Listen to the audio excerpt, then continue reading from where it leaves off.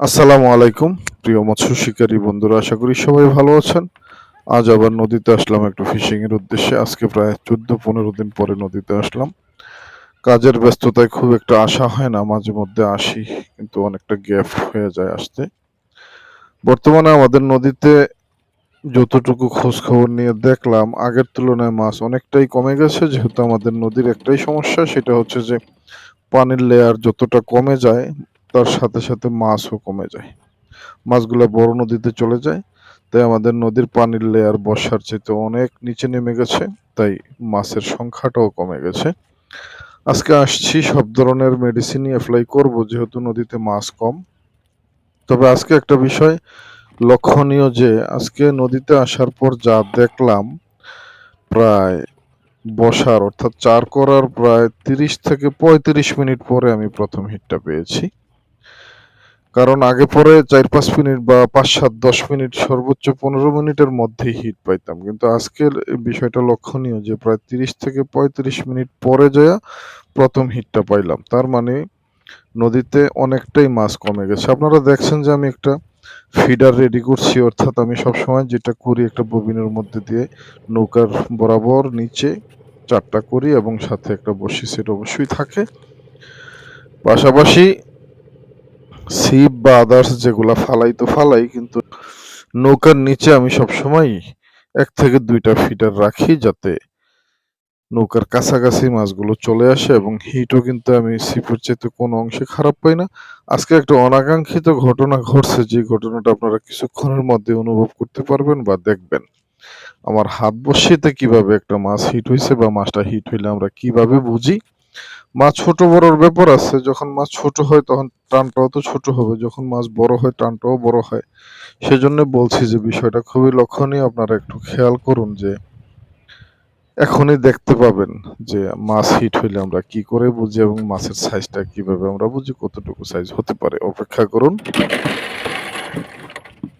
এই যে দেখেন, যে আওয়াজটা হইলো, অর্থাৎ আমার হাত বড়শির যে ববিনটা, এইটার সুতাটা কিভাবে নিয়ে গেল, তখনই আমরা বুঝতে পারি যে একটা মাছ হিট হয়েছে। যেহেতু এখানে ওয়েট একটু বেশি দেওয়া আছে, সেক্ষেত্রে বোঝাই যায় যে মাছ হিট অটো হয়ে যায়। বেশিরভাগ মাছই আমার অটো হিট হয়।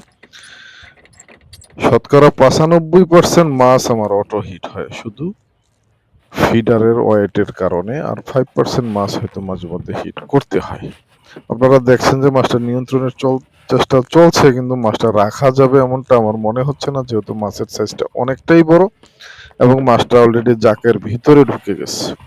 তো যেহেতু বা জাকের ভিতরে ঢুকে গেছে, সেক্ষেত্রে মাছটা নিয়ন্ত্রণ করা যে অনেক কষ্ট হচ্ছে। আপনারা দেখছেন যে কি পরিমাণ শক্তি সে খাটাচ্ছে। সরি, মাছটা কেটে গেছে। একদম প্রথম হিট হইল প্রায় ৩০ মিনিট পরে বসার। তো তাও প্রথম হিটটা কেটেই গেল। কিছু আর করার নাই, এখানে কি আর করা। যেটা আমার রিজিকে নাই সেটা তো চলেই যাবে। দেখা যাক, দ্বিতীয় হিটের জন্য অপেক্ষা করতে হবে। আপনারা দেখছেন যে দ্বিতীয় হিটটা অলরেডি হয়ে গেছে এবং নিয়ন্ত্রণের চেষ্টা চলছে। দেখি এই মাছটা একেবারেই ছোট হবে এমনটা মনে হচ্ছে না।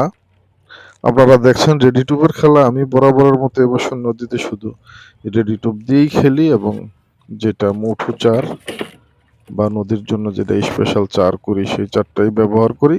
আজকে অবশ্য একটু আলাদা বিষয় আছে। আজকে আমি ২ আইটেমের চার আনছি একটা বক্সে করে। ২ আইটেমের চার, তার মধ্যে নদীর জন্য স্পেশাল মিষ্টি চার যেটা, সেটা, এবং বাদাম চার যেটা। এটাকে শুধু বাদাম চার বলাই ঠিক হবে না।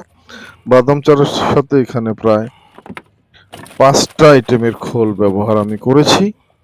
৫ আইটেমের খোল ব্যবহার করাতে এটার ফ্লেভারটা একটু ভিন্ন রকম। আপনারা দেখছেন যে এটা একটা গ্লাস কাপ। মাছটার সাইজটা একেবারেই ছোট বলা যাবে না, মোটামুটি ভালোই সাইজ। দেখতে থাকুন ভিডিওটি। মাছটা তার বেশি আর আপনাদেরকে হয়তো আমি দেখাতে পারছি না। এটা আজকের জন্য দ্বিতীয় হিট। মাছ জিয়ানের যে জালিটা, সেটা এখন মাত্র এই যে প্রথমবারের মতো মাছটা নিলাম এবং এটা জিয়ে রাখবো এখন।